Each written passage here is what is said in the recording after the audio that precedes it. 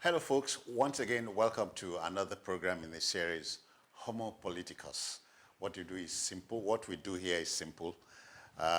Interrogate the issues thrown up by contemporary Nigeria, as I always say, just so you know. Today, deal with insecurity to avoid Jonathan's fate. I hope you got that. Now, the admonition, a stitch in time saves nine, simply translates to mean dealing with the problem immediately in order to prevent more troubles. It applies to country leadership too.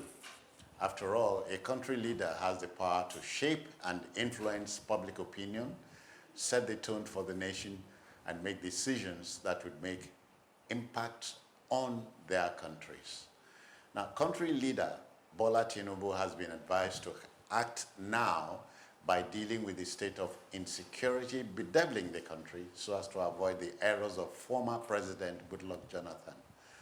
The youth wing of the Apex Igbo socio-cultural body, Ohaneze Ndigbo, gave the timely admonition through its national president, Okwa Nnabuike.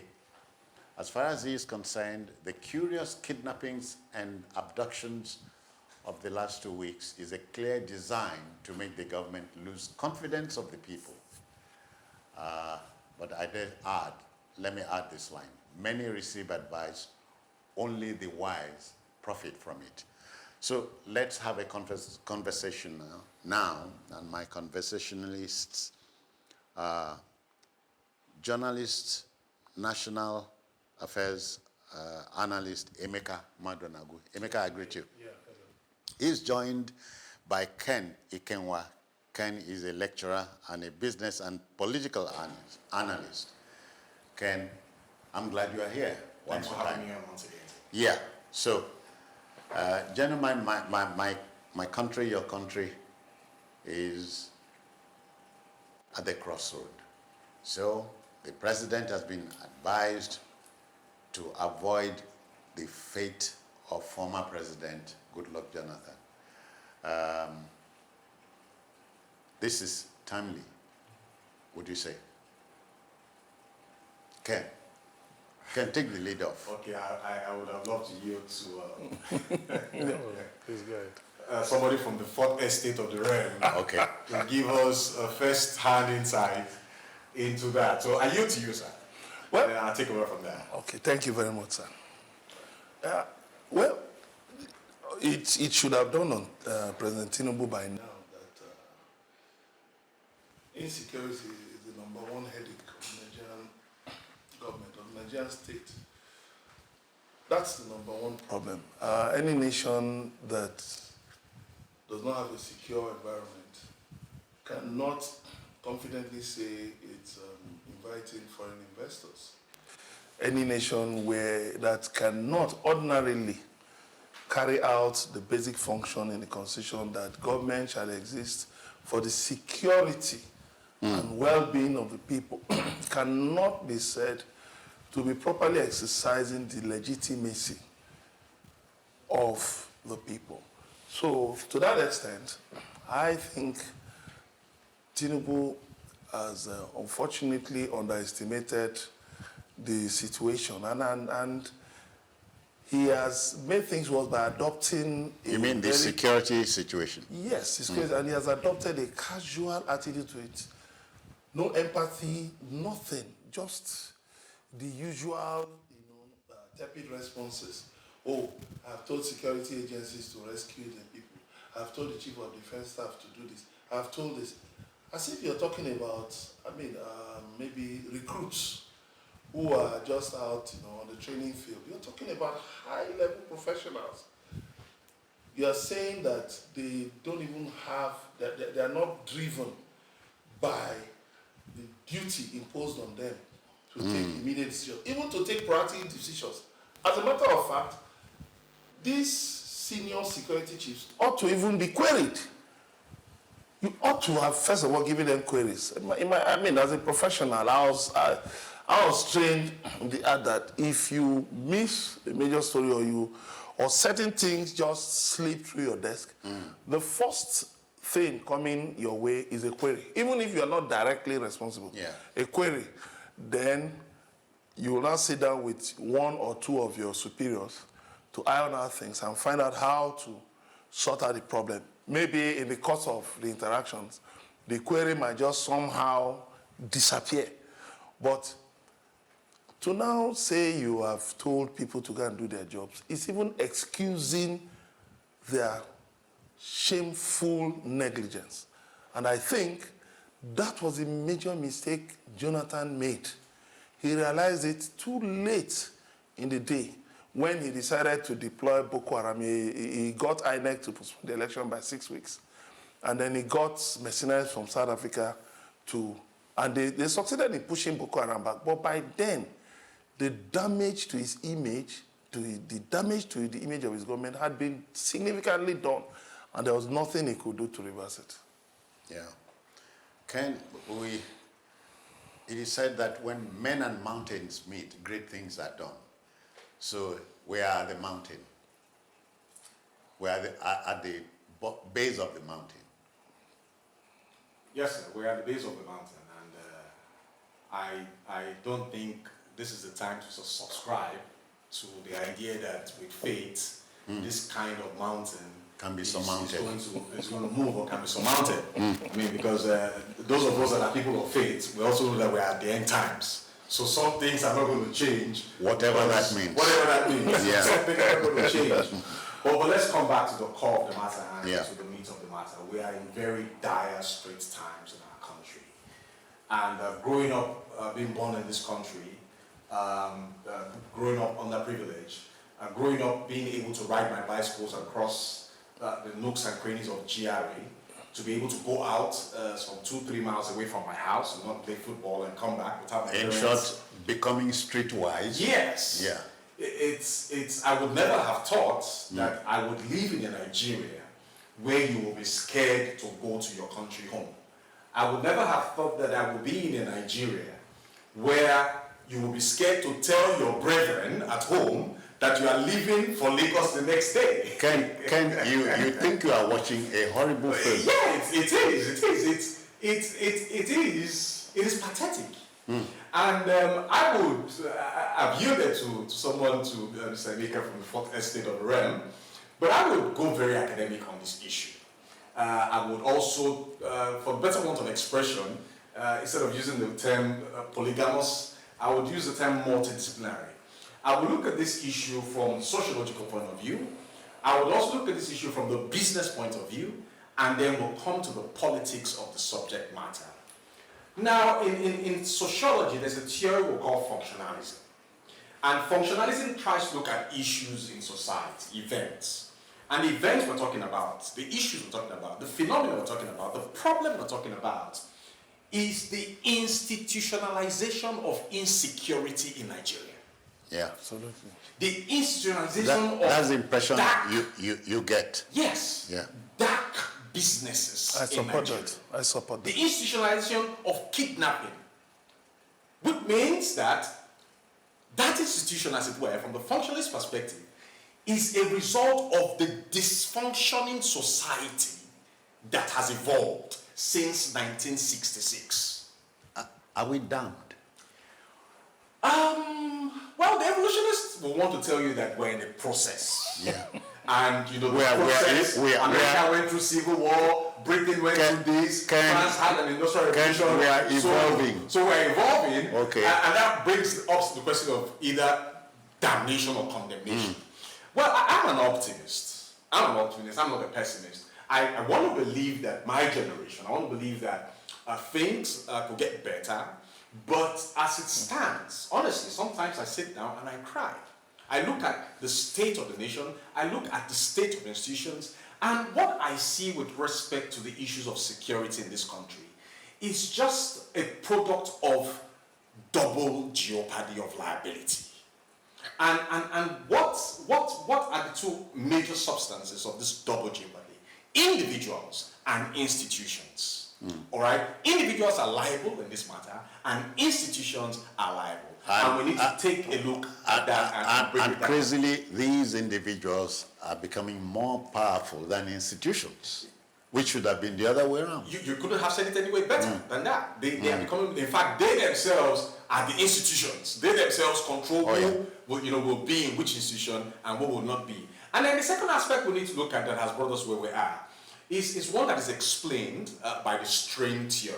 All right? And the strain theory says that, look, when crime and when things persist in society, it's as a result of the fact that members of society experience a strain. All right? Because as a people, we have a culture. We have a set ladder of goals. And we expect that people are able to achieve these goals naturally. You go to school, all right? You're expected to come out as a graduate. You do your best, you get a 2-1 or get a 2-2 or get a 2-3, if there's any degree like that. And 3 years, 4 years down the line, there's no job. And then you see somebody that possibly, probably forged a certificate to contest an election, all right? And he's forging ahead. And he's forging ahead, and his children that you did better than in the university are flaunting flamboyance on social media. What do you expect? So the strain is created, and people resort to crime. People resort to the insecurity that has become a source of livelihood. Ken, let me tease you a little.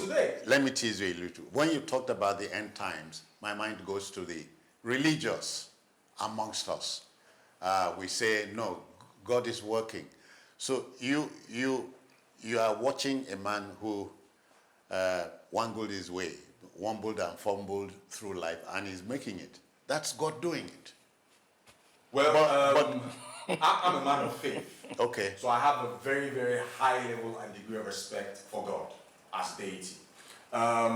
If God is doing it, God doesn't, like I tell some of my students, when they say God will help them, yeah, God will help you, but God is not going to come and write your thesis for Absolutely. you. God is not going to come and do your assignment for you. Yeah. You do your part, and God does his part. Yeah. And I think that, I think the last 2 weeks, I think it was here I heard it or somewhere I went back and researched, that, people and countries that rely overly on prayer and on magic will end up becoming subservient to countries that actually use their intellectual faculty.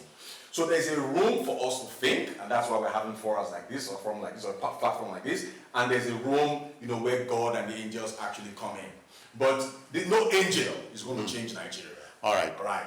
Maybe men that fear God, maybe men that have religion as a proper moral compass, not as an instrument for subjugation, for manipulation, for oppression, may take the center stage and begin to give us direction.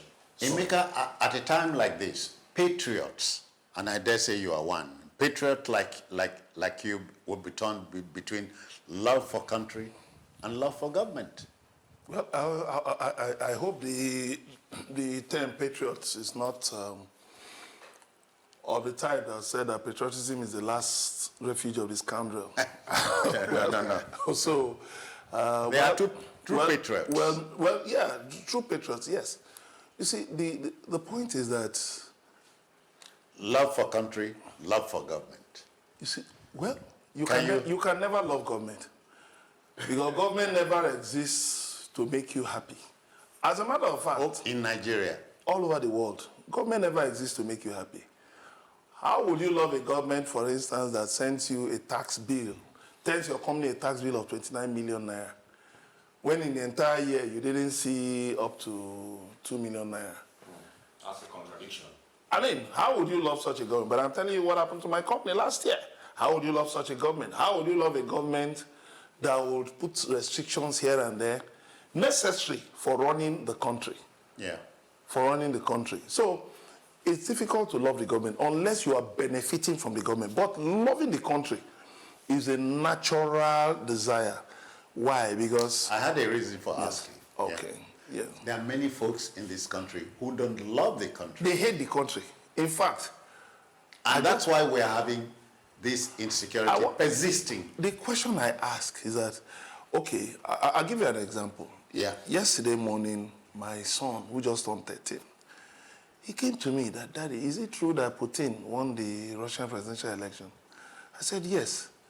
He said, how can one man get 88% in an election? I said, my son, that is difficult for me to answer that question. But I remember I said you should have reminded him of our Second Republic. Manipulated it. He must have done certain things. Yeah. So now, you know that at his young age, is moved by the need for fairness. That, you see, certain things are just, mathematically questionable. Yeah. You see? Now, when you talk about the love for country, it is also, in a way, born out of a, permit me to call it a selfish desire. I want the space where I live to be safe enough, to be prosperous enough. It's natural. To guarantee me and my family. Natural. Yes, a decent living. It's just a natural desire. I wouldn't want to stay in a chaotic space whereby I wouldn't have opportunities to advance and all of that. So I think there's this mistaken impression some of our leaders have that they want Nigerians to think they are stupid or they are senseless or they're intellectually challenged. No.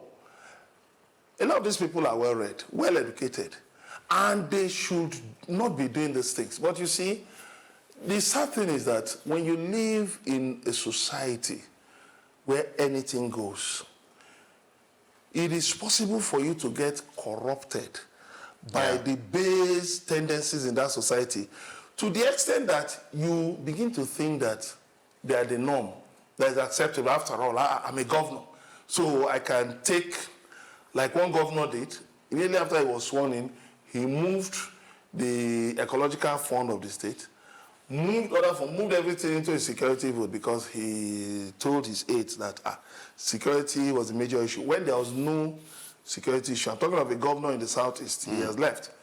Although he's standing trial now for corruption. He moved everything into security votes. Now, so you think that these things are normal. Some of these people have stayed in organized societies where these things are an abomination. Yeah. But they come to Nigeria, there is this mistaken impression. Okay, there's a pedestrian bridge. The road is before you. It's a choice. No. I'll choose to run across the road. Make a quick dash. Because there is no policeman there. Yeah. Now, you see where the striking irony is in organized societies. Nobody is there no policeman will be placed somewhere to run after you. To remind you of what to do. But there is the expectation that you are rational enough, you are sensible enough, you are normal to the extent that you can reason that certain things should not even be associated with you. So when lawmakers, for instance, increase the budget to the extent that one borehole, they budget 170-something million for a borehole, you now begin to wonder, when people keep stealing, people have been stealing and stealing and stealing before independence, been stealing, you now wonder about the poverty index in Nigeria keeps rising. So how come out of all of this that we've not been able to have a kind of moneyed class whose resources, plutocrats, whose illicit resources can float the economy in such a way that, we can excuse their inanities because, of course, there's money flowing, their jobs, everything is, kind of a Robin Hood system. But Robin Hood can never build a sustainable system, a sustainable economy, a sustainable country. So we just keep moving around in circles and circles. And that's why, just give me 1 second to drop it into security. We keep joking with security. We feel we have 375,000 policemen, and then we take 150,000 and attach them to VIPs. Then we believe one big man can have 40. I know one big man who has 40 women policemen attached to him. Wow. Then we believe that the remaining... Paid for by the state? Oh, paid for by the state. And they pay. Some of them pay 40,000 every month. For, they pay 40,000, 50,000. Can you verify that? Oh, no, it's open. That was my initial constituency. No, it's open. It's open. It's open. There was a time they came, even Michael Kiro, former IG of police, actually said at the time, he gave a figure, was it 120 billion or so they were making yearly from, the use of policemen for escort duties. Money that was coming to the police. Now, he said it openly. So Michael Okiro did say that. You can verify. My father trained Michael Okiro. You can verify. Call Michael Okiro to find. You can verify. He's actually that was the case back then. Yeah, Ken, after listening patiently to Emeka, I am tempted to conclude that Nigerian politicians are Machiavellian. So it would seem to be without them nothing happens. So let's bring it to the discussion. Powerful politicians, I wonder if you've heard that they are the ones fueling insecurity in Nigeria. Have you heard anything like that? And are you tempted to believe it? No, I'm a management scientist, so I do not believe or subscribe to things that are not empirically verifiable. I'm also a sociologist. But you also know we are in Ken, we are in a country of conspiracy theories. No, I beg to disagree with you, sir. Okay. I love to deal with the social facts, explore these facts, seek appropriate explanations, and proffer dependable solutions. Let's hear these solutions. If Let's go anybody there. comes out and tells me now that politicians are fueling insecurity, that there could be some truth in that. But the truth and the fact are two different things, because you could have your truth and I could have my truth. I would say, I would rely on two evergreen quotations. And one is, back to the subject matter of patriot and patriotism, is by Chief Obafemi Awolowo. Just to explain, just to give us a canvas to understand why we are where we are. And I think this was said in 1955. Obafemi Awolowo, of blessed memory, did say, the children of the poor you have failed to help, or the children of the poor you fail to help train, will never let your children have peace. That is one fact. That is one issue that is a catalyst that has brought us as a country to where we are. Number one. Now, another great philosopher and sociologist, English philosopher and sociologist, say that society creates the crime for the criminal to commit. You're in sync with that. I'm sure you must have come across that quotation, perhaps before I was born. So I want us to focus on the society, and not. I know I have mentioned the incidence of the double jeopardy of individuals. If we go by the second, hold on. If we go by the second quotation, society prepares the crime, the criminal commits it. Yes. Society includes the politicians we are talking about. Administered by the politicians, captained by the politicians. Prepare the crime. Prepare the crime. Yeah. Oversee the crime. I mean, I did say in the last program here that we have politicians that will give thugs guns and give thugs instruments to foment trouble during elections while their children are schooling abroad. Yeah. These are things we know, these are facts that we know. So the main thing for me is the question of the way forward. How do we get ourselves out of this? But before we start looking at how we got ourselves, or how we can get ourselves out of this, we also need to address what is happening to social actors, law enforcement agents that are at the center, at the epicenter of these issues. And with our exploration of what is happening with some of them, especially those at the lower rank, we can understand the extent to which there's a rot in the system, and possibly the extent to which these issues will continue to persist.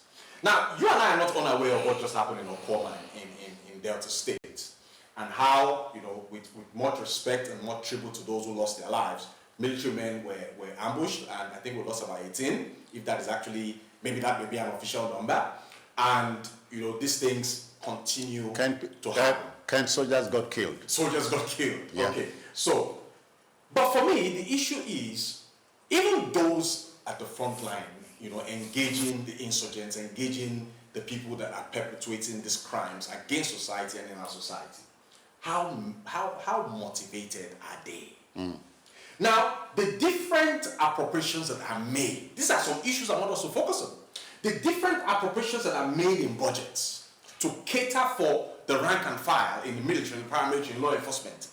How well do these budgets trickle down to those that actually are beneath the ladder in the hierarchy of the armed forces? In soccer, until we address some of these issues, insecurity will continue to persist. I agree. In soccer, in football, if you like, it is said when you kick, you follow the ball. Do our superiors follow the ball when they kick it? when money is appropriated to a particular institution, do they seek to know if the money has got home, in a manner of speaking? Well, does it not? Like I did say to Mr. Emeka, I'm a product of a paramilitary institution. I have a father that retired as a police general. He served 35 years in the Nigerian police force. Merit, no stain on his garment of the police uniform. And my mother also served in the Nigerian police. So we have a combined history in my family of 68 years of service to this country. And that's why when policemen stop me on the road, I introduce myself. I tell them, you can't humiliate me because my parents served for you to enjoy whatever you're enjoying, which most of you are destroying today. Yeah. You can remember I told Mr. Emeka now that my father actually trained Mike Okiro in the 70s at the police college. I know, and I say this without any fear, without any reprimand, that when most of these monies are allocated, I know that they are not, when most of those are appropriated and allocated, they are not disbursed for the original reasons for which they have been appropriated, allocated, and supposedly meant to be used to fight, the problems of insecurity. And that is one area where we have to start looking at as a country, as people, and ensure that the governance mechanisms across the law enforcement agencies are properly structured so that there can be accountability, transparency, and open book management with respect to how members of the force are actually catered for. Emeka, in taking this subject matter home, therefore, let's go back to the advice given by the national president of the youth wing of Ohaneze Ndigbo, Oku Nnabuike, says President Bola Tinubu should avoid the mistakes of former President Goodluck Jonathan. You see him taking the advice, and you see a change of heart from now. Well, I think Jonathan's problem also had an international dimension. Because at a point, 2012, when it was expected that the United States would declare Boko Haram as a terrorist organization, Hillary Clinton, who was Secretary of State then, didn't do that. She didn't do that. Obama didn't do that. So, to that extent, the insecurity problem that Jonathan faced was also externally induced. But eventually, Nigeria declared Boko Haram a terrorist organization. No, not just Nigeria.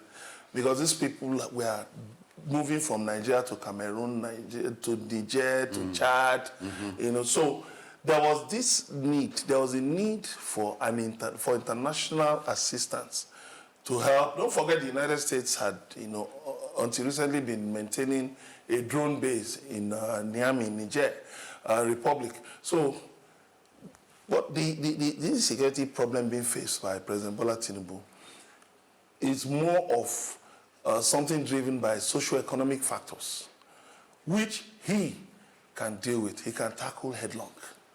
Now, the international dimension is not yet very apparent, very visible. It's not as bad as that of Jonathan was.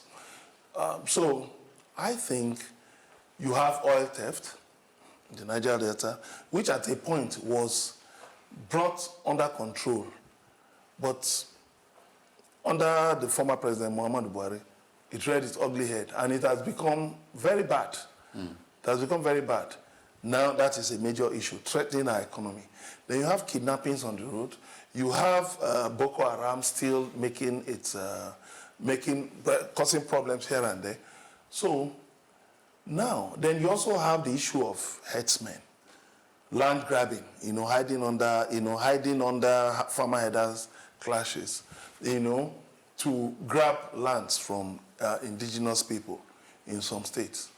Now, the point that must be made is that insecurity has to be dealt with from a multidimensional perspective. Make the economy better, make the country better. Take more Nigerians out of poverty. Then, look at the fact that, for instance, Boko Haram have moved from being Boko Haram to Ansaru. For some years now, they moved down to Kogi State. They set up a base between Kogi and Edo States. That's why you see those kidnappings. Those were Ansaru elements. who had been in Kogi State for some time. And of course, the former governor, Yaya Bello, gave the impression that he had been able to contain them, but maybe something didn't really quite, work out well. Then that of the Niger Delta is something the president needs to deal with, because the military, the security establishment, is allegedly involved in it, in oil theft. If you listen to what Asari Dokubo said, you may dismiss him, rantings of an ex-militant. But you see, there's no smoke without fire.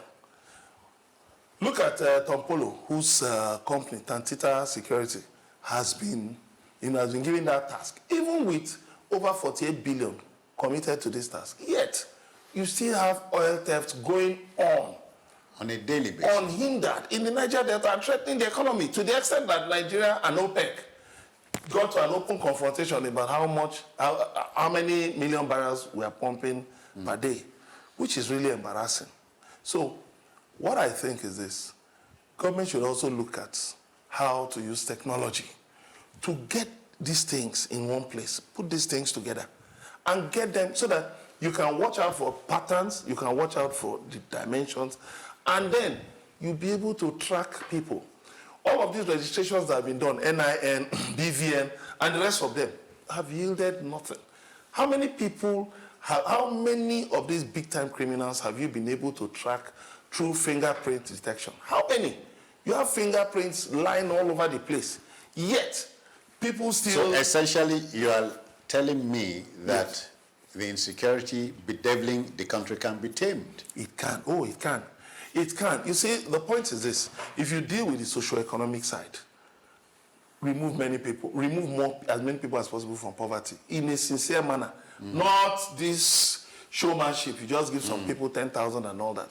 Get more people into productive ventures like agriculture. Then deal with the corruption. Deal with the lavish display of wealth. It's mind-boggling, and it's also an influencer for crime.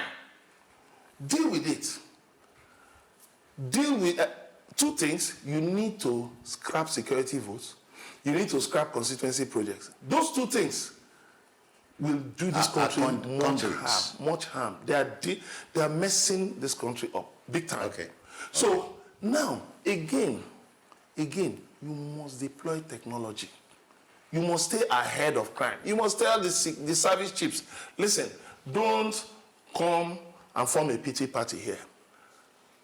You must be proactive. We now want intelligence-driven, proactive security, such that you can track some of these people. You can deal with them. You can track unusual movements. There have been some hallelujah moments when intelligence helped, to help them to get push them back. Yeah, to get some of these criminals. Yeah. Yes. If you remember, I should interject there to ask a question. Are we saying that our law enforcement architecture do not have the capabilities, to nip this problem? Ken, we are playing catch up here. Essentially, just a minute. Because when our military, I should say that I attended a military school, run by military civilians. When our military men, officers, women go out on peacekeeping out of Nigeria, when Nigerian police officers go out, they perform exceptionally well. So why is it that they come back? Can I understand? Just last week, the Minister of the FCT said it's painful that the DSS and the FCT Police Command don't have tracking equipment. That tells you about the rot in the system. Can I even add to that? A DSS director told me, he said, look, we are ready to work. But the tools. But the sad thing is that the governor of my state has refused to provide the necessary technological equipment we need. That is a neighboring state, that is the technological equipment provided by the governor of a neighboring state that they rely on sometimes to move against criminals. So gentlemen, we're in trouble. Except we do the unusual. I would agree with you, Citizen Jones, that we're in trouble. We're not in trouble. Okay. We're out of trouble. We're just in a bubble. And we should do everything possible to pierce that bubble so that we can have peace. Because it is possible. My heart, more away from the military men and women and military officers that have to suffer the brunt of these issues of insecurity, and so many families that have become victims of these problems. So many women have been turned emergency widows, and people have lost breadwinners. My heart goes out to Nigerian women. My heart goes out to Nigerian women. And I think that we are where we are today because we have relegated women in our society to the background. Now, women are the most affected by this problem. Oh, they are. And then the question I children. have put into the government, through this platform is this. When the issues are being discussed as it concerns security, where do we find women on the table? So I think one soft strategy that the government should start looking at, bringing in, inculcating, appropriating for us to solve this problem, is to have many more women at the points and tables of decision making. Okay then. And then I think we'll start productive, we end the discussion here. Issues. But let me underscore what you've just said, because late Prime Minister Margaret Thatcher of the UK said, if you want anything said, ask a man. But if you want anything done, ask a woman. Said in stone, cast in stone. Yeah, so Emeka Madonago, time is a master, as you indeed know. Thank you for your time. Okay? Thank you very much. And Ken Ikenna, I cannot thank you enough. Ken Ikenwa. Ikenwa, yes. Ikenwa. I cannot thank you enough. Always my pleasure, sir. Okay. So we are out of here, and we leave you with this. The President, Bola Ahmed Tinubu, has been advised to deal with insecurity in order to avoid former President Goodluck Jonathan's fate. I cannot forget the line, advice will be given, the wise would take it. I'm out of here. I'm Citizen Jones. Bye-bye now.